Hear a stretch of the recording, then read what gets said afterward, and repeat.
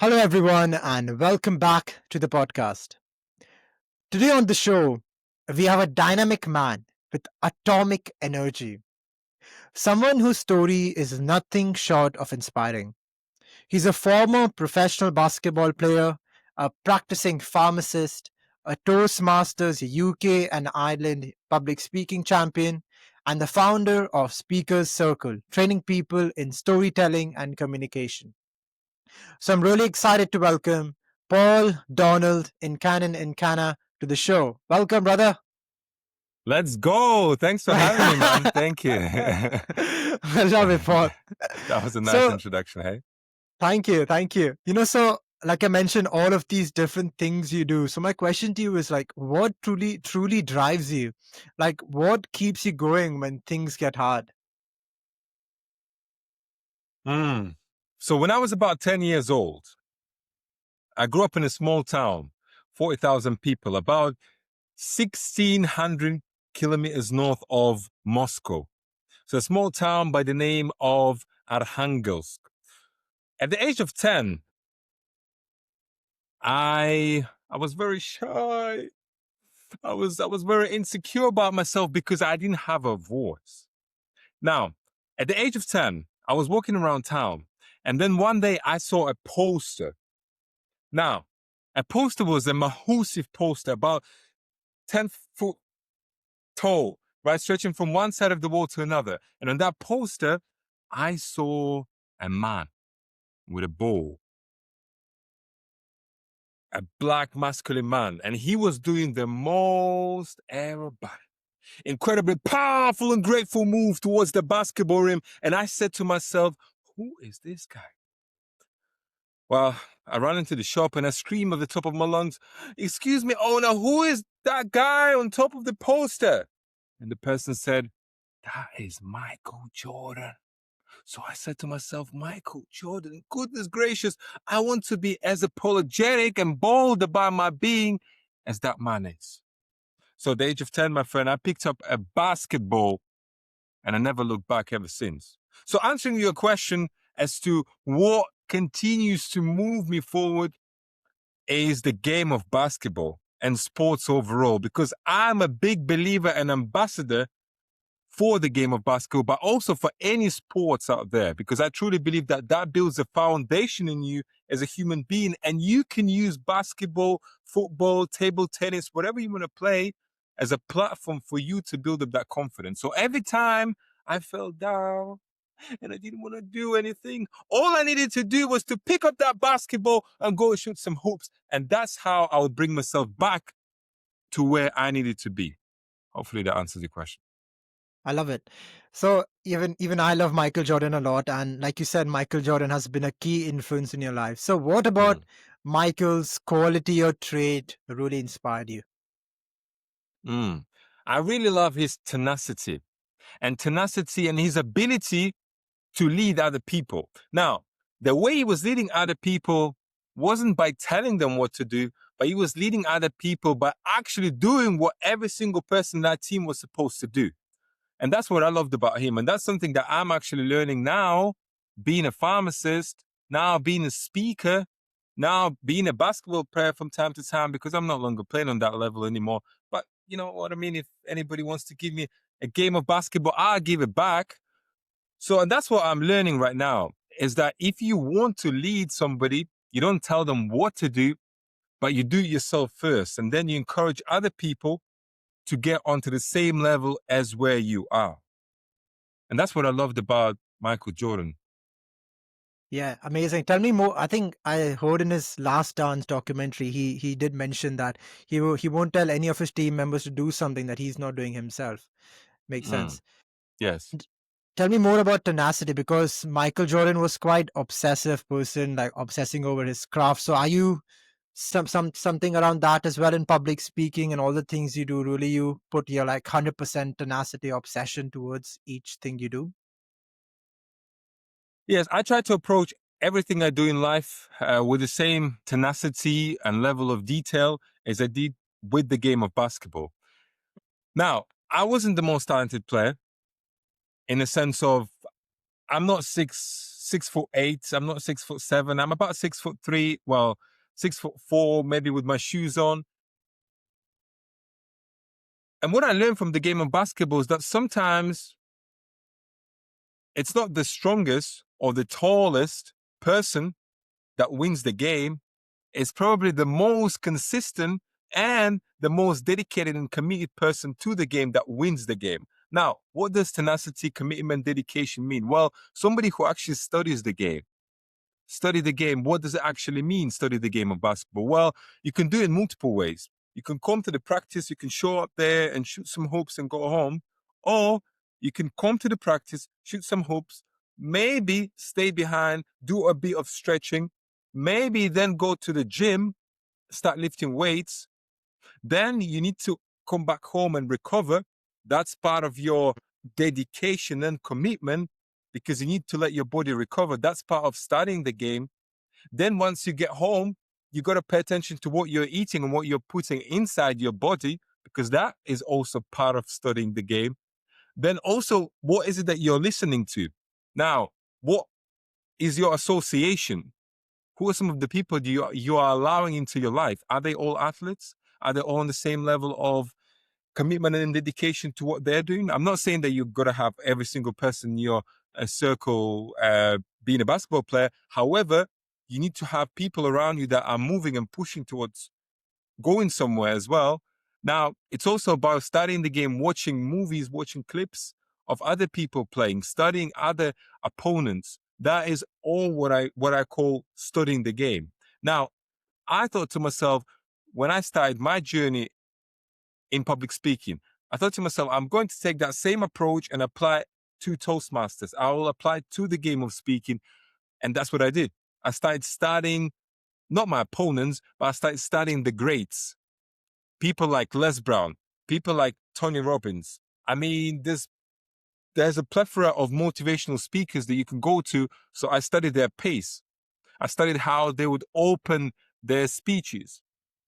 I would study how they welcome other people when they get into the room, right? I study even when it comes to how you set up your room. It's important, right? When you're running your workshops, when you're running your events, are you paying attention to how you are setting up the room in terms of where you allocate those chairs, where you allocate those tables? Are you welcoming people, right? Before you actually get to the stage, what are you doing? Because there's a big part of you doing things before you actually get on stage. That's part of studying the game. So all those little nuggets and things that I picked up from sports, that's why I'm a big ambassador of the game of basketball and any other sports out there. I use those same skills and that same level of detail and applied it into the game of speaking and the game of pharmacy, that matter as well. I love it. Clearly explained. And now, since you spoke about public speaking, so now take me back when you were not a great speaker, right? Mm. And then the journey towards becoming a UK and Ireland public speaking champion. Oh, that was well, let me take you back to, well, I should take you back to March 2021. Okay. I remember like it was yesterday. I was at a networking event in Manchester, England, a networking event organized by YouTube. So at the time I was a pharmacist student and I found myself in the middle of this networking event and I met this chap called Alex. Now, for those of you listening, you don't need to know who Alex is, but Alex, when he saw me, he stuck his hand out and he said, "Hi, my name is Alex." So I said, "Hi, my name is Paul." He says, "Oh, nice to meet you, Paul. Tell me why you're here and what is your dream?" I said to him, I'm a pharmacist student, but I want to be on TV one day." He said, "Pol Donald, I know where you need to be. Let me take you to a public speaking club." Now, I'm thinking to myself, public speaking club. This dude must be out of his mind. I can barely get my words out of my mouth, but he wants me to do what? Public speak. Now, the next thing you know, Alex says, "Mate, I promise you, I won't get you up there to speak." Now, I was thinking to myself, do you know what? If that's the case, I'm in. So the next thing you know, we walked down Oxford Road in Manchester. into this beautiful and massive building called Friends Meeting House. One of those buildings that you never knew existed in the city center of Manchester. So we're entering that building, and I'm seeing so many beautiful faces sat at the front row. There was one spare seat on there, so I take that seat because remember, Alex promised me that I wasn't going to speak that night. So I'm comfortable. I'm sitting in the front, hoping to observe other people speak. Now the meeting starts. Alex pulls the list out, and it says, "Well, fellow Toastmasters and first-time guests, we have a new person in the building. Happens to be my friend Pol Donald Nkana Nkana. Woo! Everybody starts typing. Pol Donald Nkana Nkana. Pol, in 1 to 2 minutes, why don't you tell us about yourself?" Myself. I thought I was here to observe. I'm thinking to myself, well, I can either run or I can take on a challenge. So I get up,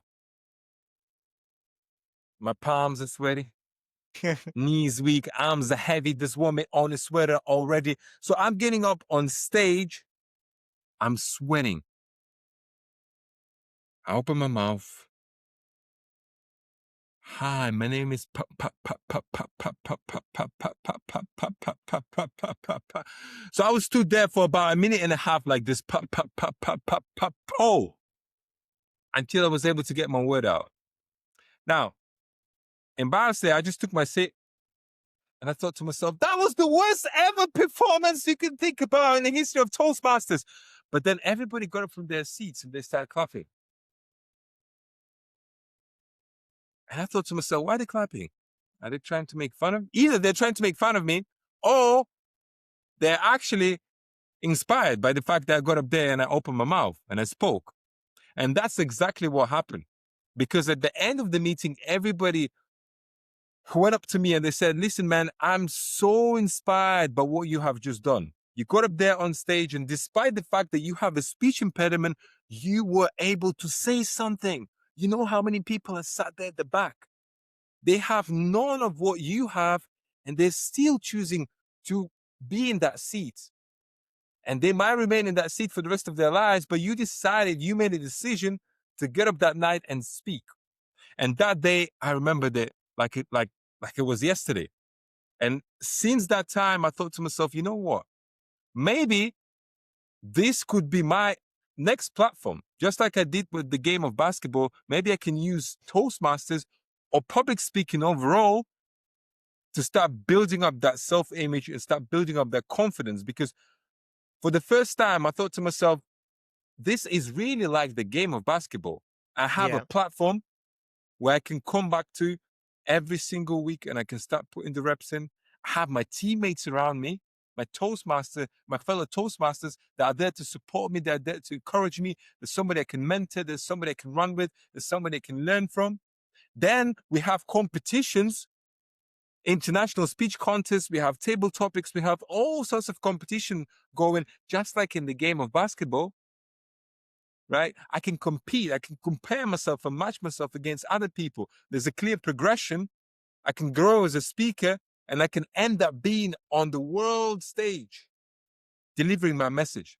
And that what got me into Toastmasters, and that what got me to speak, because there was a clear path towards getting to the goal, and there was a clear support system there for me to grow.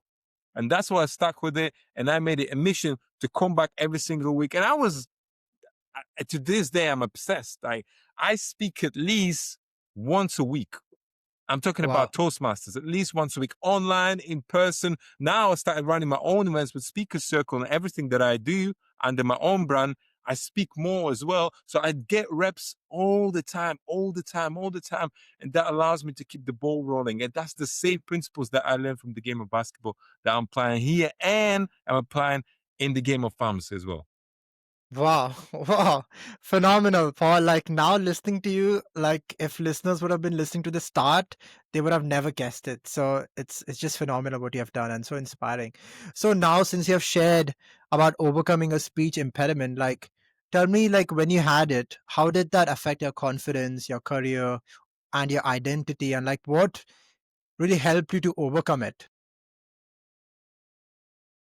Not when I had it. I still have it. I still have it to this Right. day. Like in that video, to this day, I still have it. And the fun thing is, I was in the city center today, Yeah. and I spoke to a customer service person in the shop, and I stuttered there for about 20 seconds. And he looked at me because even the customer service person was confused because they heard me speak fluently for Yeah. probably a good 5 to 10 minutes holding a conversation with them. And then all of a sudden I started stuttering, and then I went back into my flow. Now, that just to tell you that stuttering never really went away.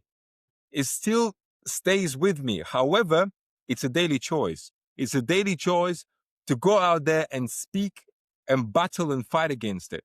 What I learned over years is that stuttering, I don't know, and I don't know about other people because I've never had any professional help when it comes to stuttering. But what I've learned about myself and when it comes to stuttering is that a lot of it is psychological. Now, there's nothing physical that obstructs me from speaking. However, psychologically, I need to unpack a lot of things and I need to really build myself up in order to be able to go out there and speak fluently. Now, there are days where I don't feel like speaking or opening my mouth, and these are the days where I feel like I'm getting punched and I'm getting knocked down and I'm down there. And every time I open my mouth, I can barely say something. But also there are days when I'm talking of the world, I'm a King Kong and got nothing on me. I don't know if you watched that movie by Denzel Washington, The Training Day. Have you watched that one? Not yet, but I will No, add it no. to my list. Put it on your list. I'm a King Kong and got nothing on me. That's how sometimes, not sometimes, most days I feel nowadays because I choose to speak every week. So to tell you, my friend, that stuttering and the speech impediment, it has never ever disappeared. It has always been there with me. However, choosing to speak and choosing to do something about it every single day, or at least every single week on a big stage, is what allows me to continue improve my flow and to continue also inspire other people. Because sometimes when I go in and speak in colleges and sixth forms, there was one time I went there about 2 years ago, I believe. I went to a college. It was a group of students, about 200, 300 students. I spoke at once, and I'd shared with them my story. And there was one young man that came up to me at the end of my speech, and he was sat at the back. And he didn't say a single word throughout the whole time. It was an interactive workshop. I shared my story, and then I got them up on stage to speak and present things and worked on body language and vocal variety, touching different elements of storytelling as well. And he did not want to participate at all. Not even nothing. He was just sat at the back. And I thought to myself, you know what? He just doesn't like my vibe. Maybe he doesn't like my energy. Not everybody likes Pol Donald. I know it's a surprise, but not everybody likes Pol Donald. I thought to myself, you know what? I'll just leave this person. But then, surprisingly, at the end of the workshop, he came up to me. He looked into my eyes and he said, "Thank you."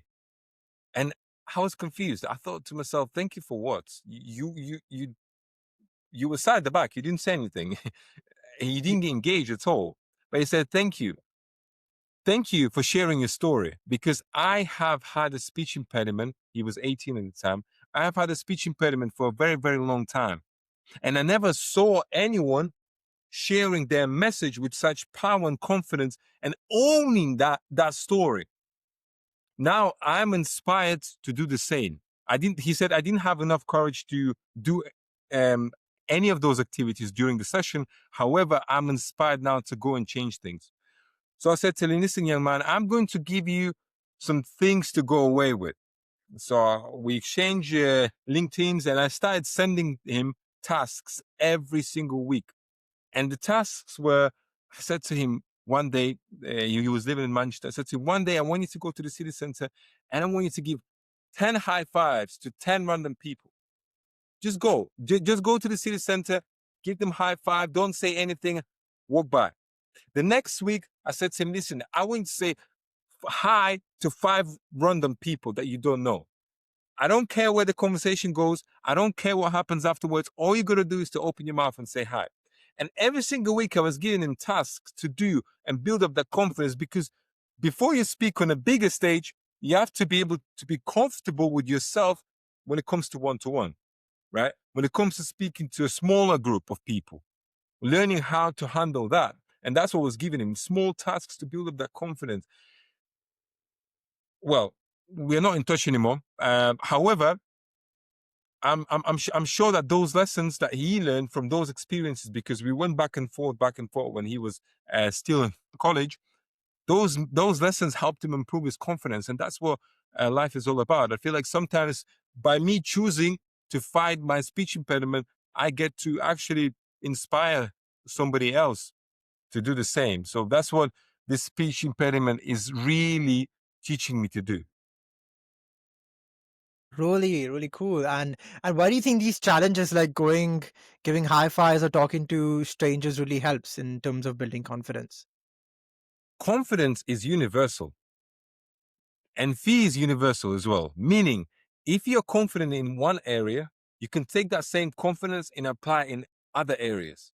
And that's what I did with the game of basketball. When I became confident, the first thing I did when I moved from the UK, when I moved from Russia to the UK, I picked up the ball. I went to a local park and I found people that played basketball. Now, because I was confident with the way I was playing the game of basketball, I was able to connect with other people.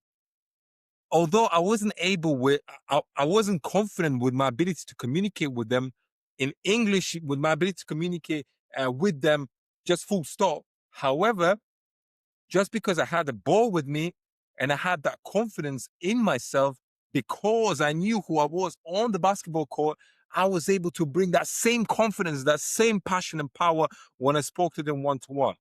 And I did that same thing when I went into pharmacy, because knowing that now a speaker and I use my voice and I know how to utilize my body language and my vocal variety, I use that same confidence from speaking and I apply that same confidence into a consultation with my patients. So when I'm sat in a consultation room, I'm not saying, no, I don't know, maybe you should take some paracetamol because you have a headache. No, I said, this is what you've got to do.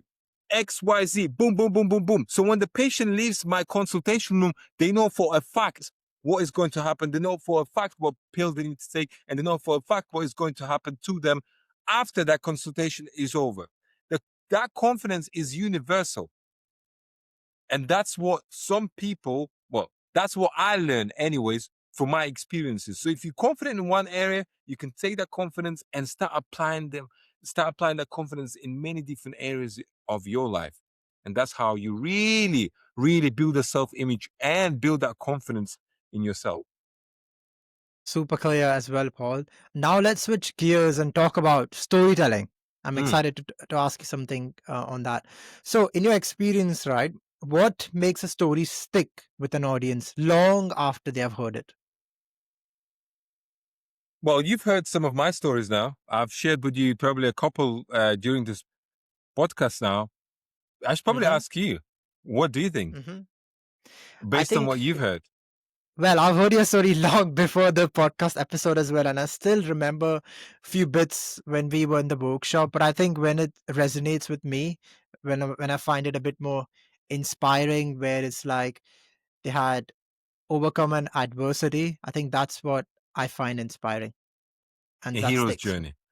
Yeah, Right. hero's journey. Hero's journey. Well, people connect with different parts of storytelling, but I think the important part of storytelling, and by the way, storytelling is everywhere.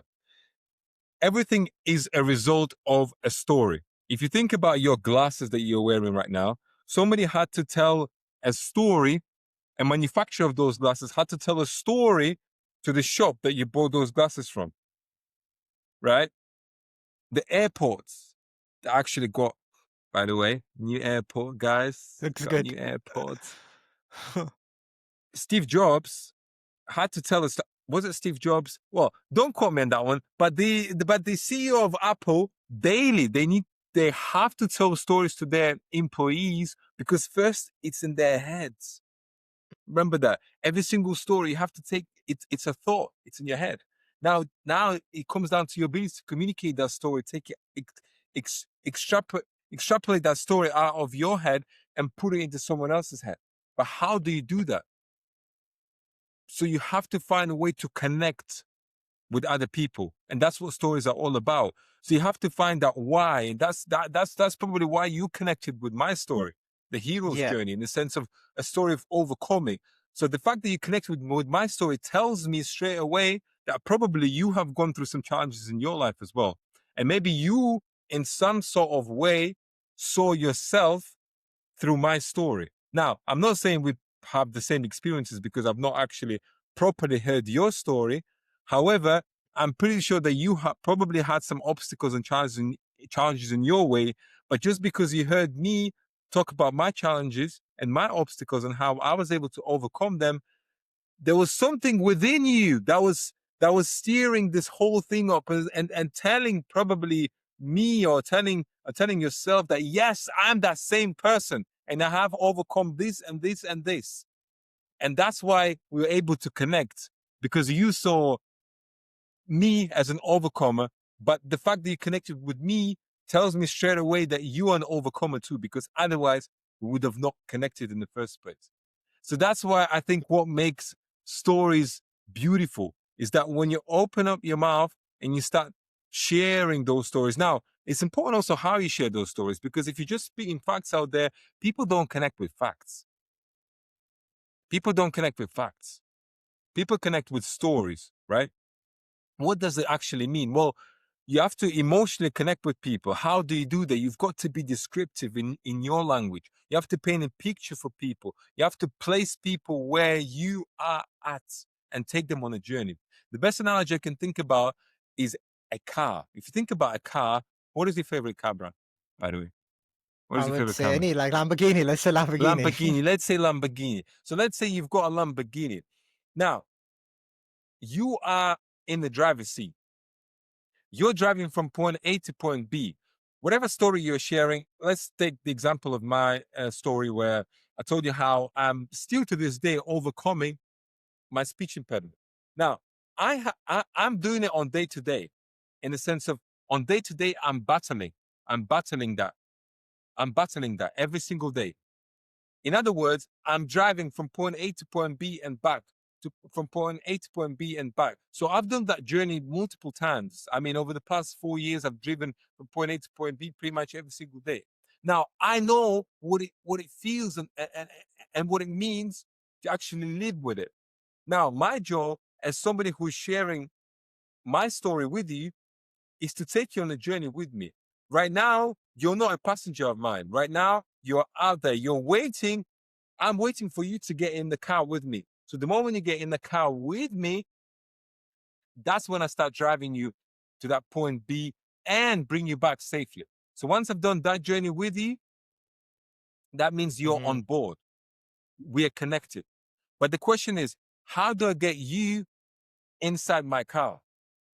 And that's what stories do. They allow you to get the passenger, who's not your passenger yet, but get them in the car with you and drive them safely and then bring them back.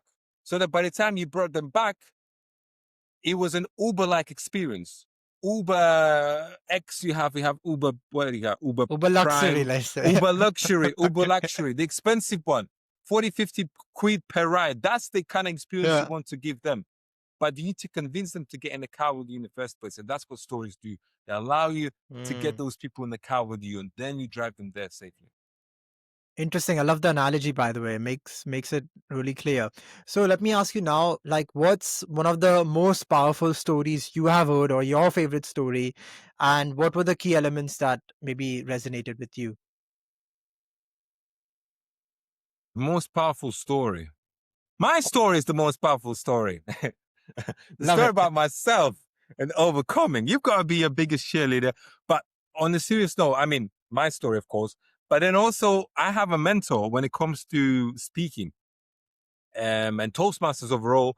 His name is DTM. Well, he is not. His name is not DTM Tracy Baker. His name is Tracy Baker. but he's a 6 times DTM, maybe even 10 times DTM. He lives in Dayton, Ohio. He's a former US Air Force man.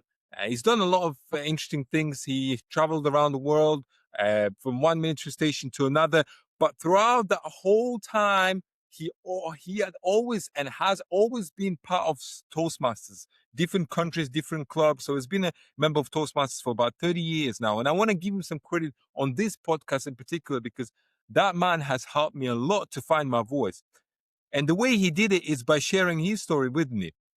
Because I remember one day when I already became a member of Toastmasters Manchester Communicators. So remember, I told you about March 2021. So after that meeting, I joined them. And on one of those days where we did it, because we had our meetings hybrid, so it was in person and online. I was away that day. It was on a Monday, and I plugged in online. And what we used to do for our online guests, we used to plug in 30 minutes before the meeting was about to start, so that guests online have an opportunity to mingle, just like you would do when you run your Toastmasters meeting in person. And in one of those meetings, because that's what Tracy Baker does, he just travels the world like Santa Claus. He just knocks on your door and tells you his story, and then gives you that gift of life through his story. And I thought, the moment he opened his mouth, I thought to myself, and he shared his story about his military life, and then how he used to struggle with his confidence, and how he used to get stuck on his words. And I was listening there, and I couldn't understand. I didn't even care what he said, but it was the energy, and it was the passion that was coming across the screen. And I couldn't believe. I messaged him, direct messaged him straight away. And I said, listen, man, I don't know where you are from. I don't know what you do. I mean, now I know what you do, but I want to connect with you. And I want you to invite me to your Toastmasters Club, Dayton Night Communicators, which I'm a member of since 2021. I've been a member of 2 clubs, Dayton Night Communicators in the United States of America. We do our meetings every other Thursday online. This is what I have been doing ever since then, and Manchester Communicators in person. But that Tracy Baker, when he shared his story, I really resonated and connected with him, similar to my story. But that's once again goes back to the power of storytelling. But he's a couple of years ahead of me, a couple times. Well, we're not going to go into details, but the fact of the matter is, he inspired me by opening his mouth and sharing his story. And that's essentially, well, that's arguably one of the most interesting stories that I've heard. You probably need to get him on your podcast one day and hear that story by yourself, because I mean, it's best coming from his mouth, not from my mouth. Roger that. I'll shoot him a message on LinkedIn. I'll get him on as well, for sure. What's your message for someone who tells, oh, I don't have a story to tell? So what's your response to them? Good. Good. You don't have a story to tell? Well, start somewhere. Start now. Start jotting down and writing down those stories. Look, the thing is, that's something that I experienced at the beginning of my Toastmasters journey. 4 or 5 speeches in. Remember, I said to you, I give speeches every single week when I'm in Toastmasters. When Toastmasters is on, I give speeches every single week. Now, when I just started my journey, I was giving speeches in person and Dayton Night Communicators online. By my 4th speech, I thought I was done. I thought I had no messages, no speeches to deliver, until I learned one powerful thing, which is called a bank of stories. Now, a bank of stories is about collection. It's about collecting those stories, collecting your everyday stories, and jotting them down somewhere. Now, I use my laptop. I've got a Microsoft document where I would jot down my thoughts, maybe once a week. I've not been consistent with it recently. However, I've had probably by now, I've built up an 80-page document. 80. Wow. 80. And all of those are speeches. All of those is just my thoughts or recollection of stories, things that happened to me. The question that you have to ask yourself is, well, When was the last time you went on a date? That's a story, right? You've got that question in your mind. Sit down maybe once a week and start asking yourself those questions. How was my first date? What was it like? What was my first kiss like? Or maybe what was my first job interview like? Right. You've got to have, because you don't know who you're going to talk to and you don't know who you're going to connect with. Remember, some people think about my biggest business connections came from everyday conversations. They never came from, oh, tell me about the importance of AI. I mean, those things are important, and you get to that point where you do start talking about business, but first and foremost, you have to connect with somebody as a human being. And that's what I mean by that. How do you connect with somebody as a human being? By telling them everyday stories. Well, tell me about your first date. Tell me about the food that you hate. Tell me about the food that you like. Have you thought about those things? Tell me about the school that you went. What was that experience like? Tell me about the first sport, your first friend. You never know. You have to pull those stories out of your pockets, out of your bank of stories, and use those stories to connect with other people, but then also connect with your audience on stage. And that's what it's all about. So for those people who are struggling to come up with ideas and stories, my answer to you is this: start jotting your stories down. Do this challenge for me, please. Once a week, I want you to open your Microsoft document, iPhone notes, whatever you have, Google Pages, Yeah. whatever you have out there. Dedicate 1 hour every Sunday. Yes, say every Sunday, 1 hour, where you just sit down in peace and you start asking yourself a question. Ask yourself questions. Ask ChatGPT to prompt you. You can ask ask Mm. ChatGPT. ChatGPT, I want you to come up with 100 questions about a human being, something that can help me recollect my human being experiences. ChatGPT will give you a list instantly. Things like I've just given to you: dates, Yeah. maybe the first book that you bought, the most horrible experience that you had in your life, your first car that you bought, your first girlfriend, boyfriend, whatever that is. Jot those things down, but jot them as stories. Now, stories, not complete stories, but just jot things down. Just type something in. It doesn't have to be a structured story at that stage. Just jot things down, write things down. And then when it's time for you to speak, right, you can go back to your notes and then polish those stories, right? Tonight, Mm-hmm. I want to give a talk about my first girlfriend. Go on your notes, type girlfriend. That paragraph will come up. Now it's your job to polish it up, make it an introduction, main body, conclusion. Boom, your speech is ready. Out there, give your speech. The first speech is not going to be great, and you have to accept that, right? The first speech isn't going to be great. As a matter of fact, 90% of my speeches are probably nowhere near to the speech that I gave when I won District 71 and became the UK and Ireland champion of Toastmasters 2024, right? However, if you look at any successful person out there, because before I gave that speech that won me District 71 in 2024, up until that point, that we're talking about 2024, I joined Toastmasters 2021, and I told you I've been speaking every single week. So I've given at least, by the way, in person and online. So we have Mm-hmm. 52 weeks in a year, my friend, 52 weeks in a year. Okay, of course, maybe some weeks I missed because Christmas, Easter, other things going. Let's just say roughly I gave 30 to 40 speeches in person, 30 to 40 speeches online. That's roughly about 60 to 70 speeches, 6 to 8 speeches per year. Times that by 4. That's close to 320 speeches that I gave over the past 4 years. Now, only that particular speech won me District 71. Now, if you do the maths, 1 out of 300, let's say even 300 speeches roughly, that's 1 out of 300. What is the percentage? By the way, we should work it out. That wasn't a Like, rhetorical question. I genuinely want to work out what is the percentage. Let's work it out right now. Okay, that's 0.333333333. So for those of you who just joined Toastmasters, thinking that your first speech will be the District 71 winning speech, you're mistaken. Yeah. Because if you look at this, that is Yeah. 0.333333. That's your probability of having a District 71 winning speech with the first take.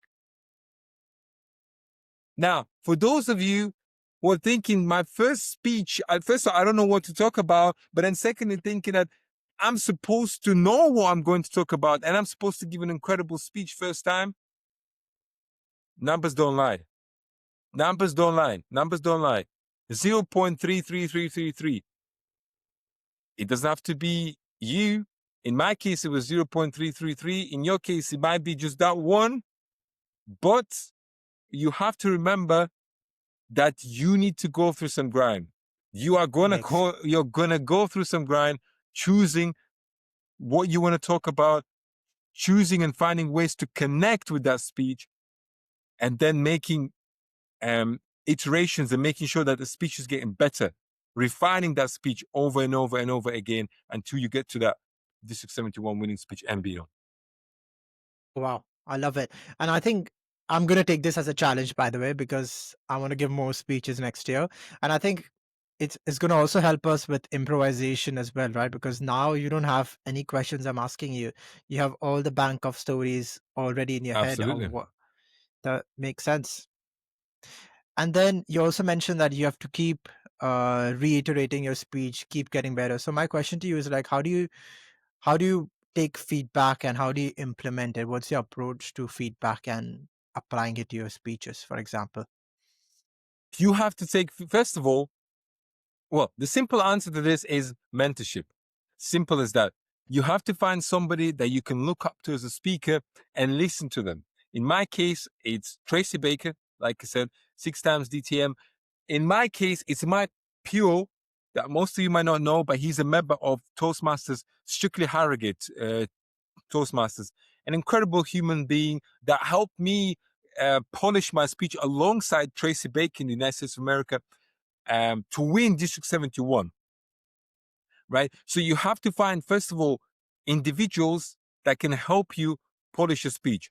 You don't want to have 10,000 people, 10,000 individuals helping you polish your speech because you cannot go in 10,000 directions at the same time. All of them will have their take on what they think is good. Mm, Therefore, in my case, I just narrowed it down to 2 people because I felt like those 2 people, DTM Tracy Baker knows me on a level beyond just a speaker. He's now my mentor. He helps me with confidence and other things. Although he's not a pharmacist, but he's just overall became my friend. So he knows me very well. And he knows my style.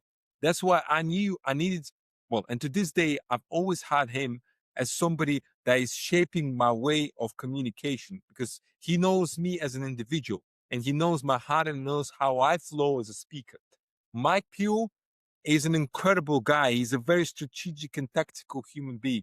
He knows how to tweak something and polish something to that level of excellence. And with him, we've gone through so many. The speech that I gave in my at my club level in that District 71 to compared to the speech that I gave at District 71 finals was 2 different speeches. It was day and night.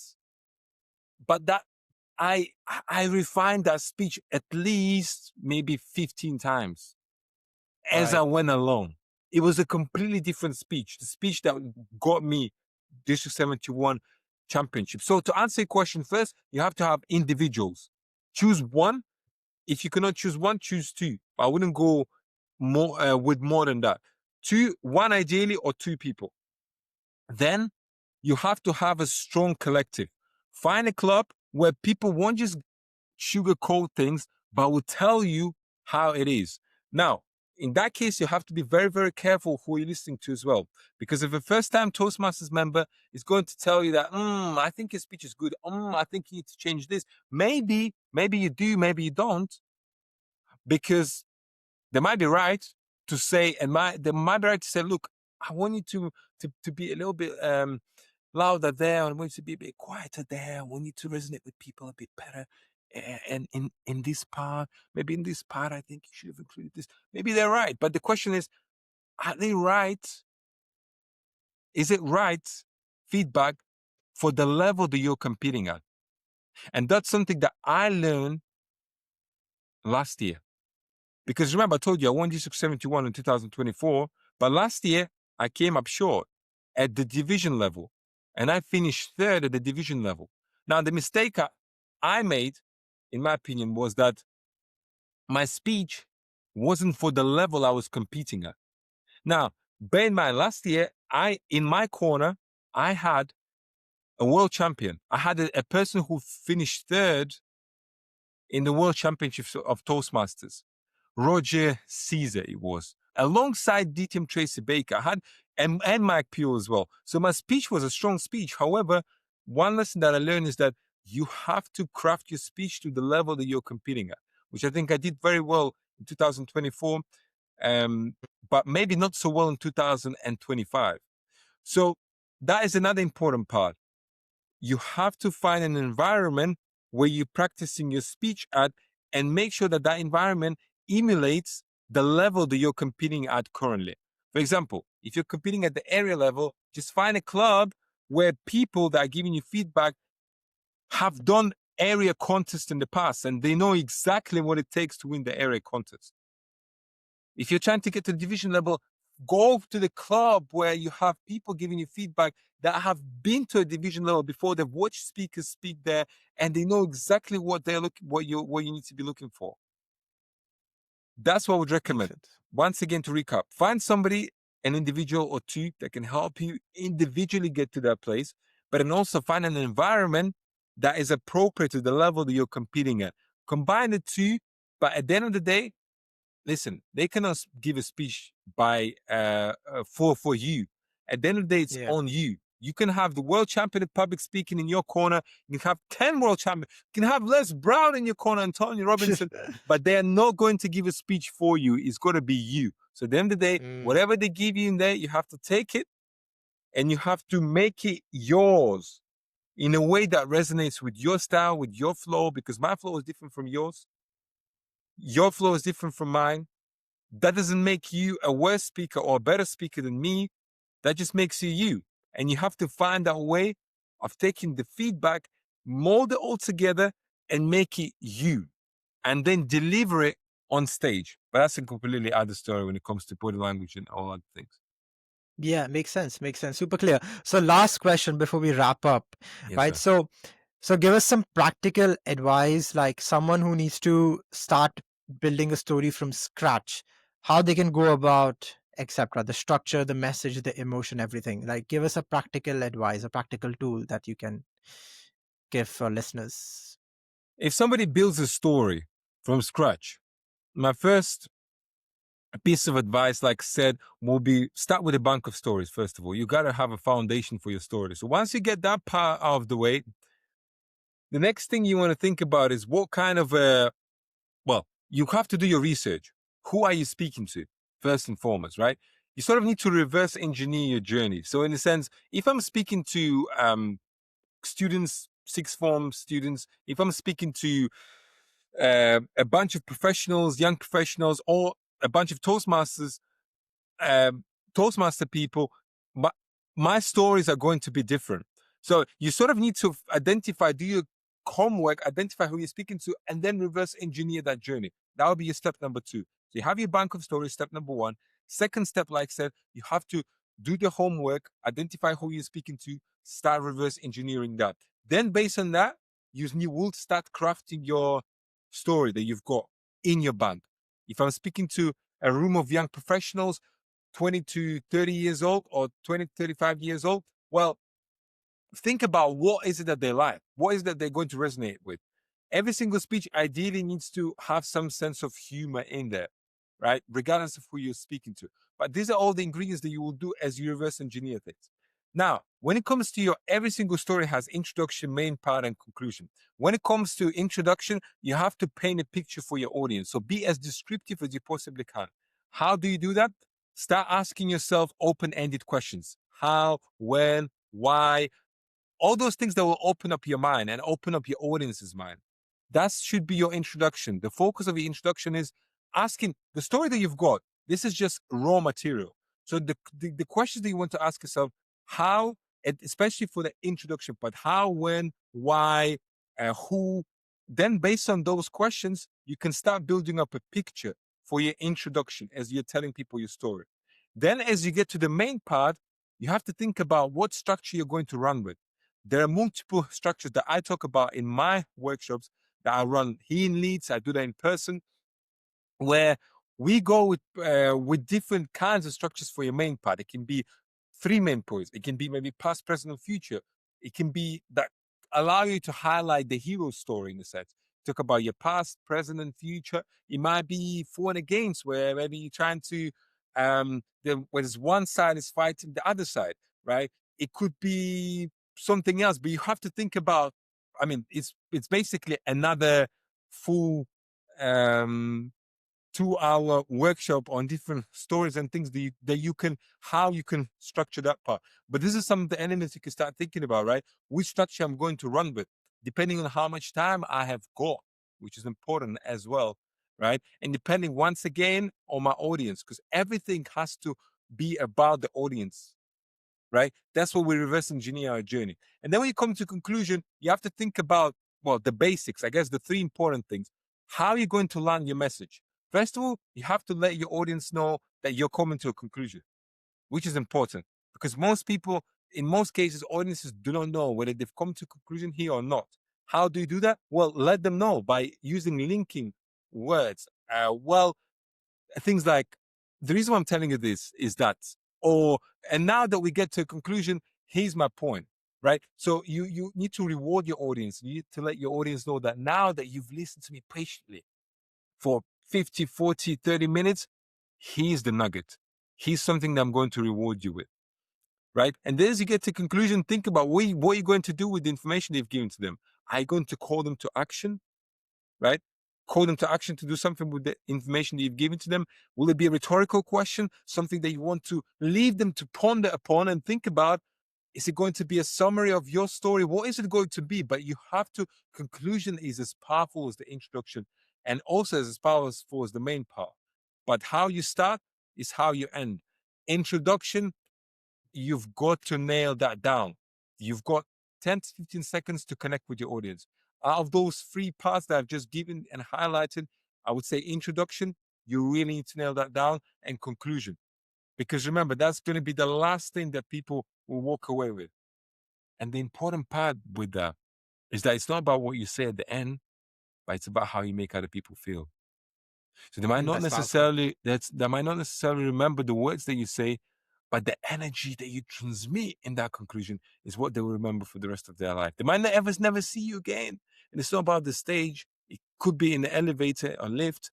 It could be in the car. It could be in the gym. It could be whoever you're speaking to, right? It could be somebody on the street. They might not necessarily remember what you said, but they will always remember how you made them feel. So you have to remember that. So that's why introduction, conclusion are very, very important, in my opinion. And then that's what allows you to sort of build up that story and build up that juice that then intensifies the main part. And once you got all those elements together, you have to repeat, and rehearse, and do it with yourself, do it with your friends, do it with your girlfriend, your boyfriend, your parents, whoever you can, your dogs, your cats, use whoever you want to use, put some work in. There's no such thing as, off the cuff. All the incredible speakers, all the incredible artists, stand-up comedians, if you pay attention to, so I'm going to be off tangent, but I really want to bring that point because it's important. If you think about a comedian, let's say take a person like Jamie Foxx. If you go on YouTube and you search Jamie Foxx, how he met Kanye West, and you will see him going from one late show to another, and he tells exactly the same story every single late night show, and it's exactly the same story. How he didn't come up with that story just there. He rehearsed that story multiple times, and all he did was he tweaked the conclusion, he tweaks the introduction slightly, but the main part of the Interesting. story remains the same. So all those people, they have prepared, they've polished things thousands of times. Kevin Hart, Chris Rock, thousands of times comedians, they spoke at the local pub, at the local bar, friends, cards, dogs, before they got to the arena of 20,000 people. And that's exactly what you're going to do with your stories. Rehearse them once you got them together and start putting those things into work. Super, super clear. I love it, Paul. Thank you. Thank you so much for joining us and being a guest. It's been really insightful. Yes, sir. And thank you. And for our listeners, I'll link Paul's all social media handles in the show notes and also link Speaker Circle Eventbrite link. So if you're interested to join any workshops, you can join. I will be joining Paul next year for any workshop that are happening in Manchester. I will be there. By the way, all our work, because I'm based in Leeds right now, so all our workshops are in Leeds, but we're coming to Manchester next year. And also at some point we'll be potentially coming, because you're based in Sheffield, right? No, I'm based in Manchester. But you're based in Manchester for some reason. Yeah, okay, sorry. Well, Manchester, we're coming to Manchester 2026. I mean, next year, New Year, we're coming to Manchester March time. Potentially we'll start running our workshops over there. So I keep will an be there. eye. Keep an eye on Manchester Leeds. We run them here. We have been running them for the past year, a year and a half, in-person workshops focusing on different areas of communication. I mean, presence, stage presence. We're talking about body language, vocal variety, storytelling, talking about networking. We're talking about mindset, many different things that you use at your workplace, in your relationships. So Manchester, we're coming. Leeds, we're already here. Manchester, we're coming. I'll be there for the Manchester event, guys. Let's And go, thank you, sir. Paul. Let's go. Thank you once again. Thanks for Yes. having me. And by the way, you're an incredible interviewer. Please keep going. I've been watching a couple of your shows and videos. I think what you're doing is incredible, and I think we need to give you some credit for that, because not everybody wants to put some time aside and not only to record something and make it happen, because it takes work as well. But then also, I think thinking about other people, because at the end of the day, I think what you're doing is not only helping maybe you to learn things, but also helps other people too. So keep doing what you're doing. I mean, I've seen Love it. some other episodes of yours, and definitely it's something that you're doing very well, something that you've been gifted with. So keep rolling Thank with you, that. sir. Thank you, And sir. then one day your podcast will be a #1 podcast in the UK. Let's go. Let's go. Let's go. And then we're going to have you again for episode 2, right? We're going to do it Come together on. in I'll be a person. returning guest. I'll be a returning guest. Definitely in person. Done. All right, Thank sir. you, everyone. Thank you. No, thank you.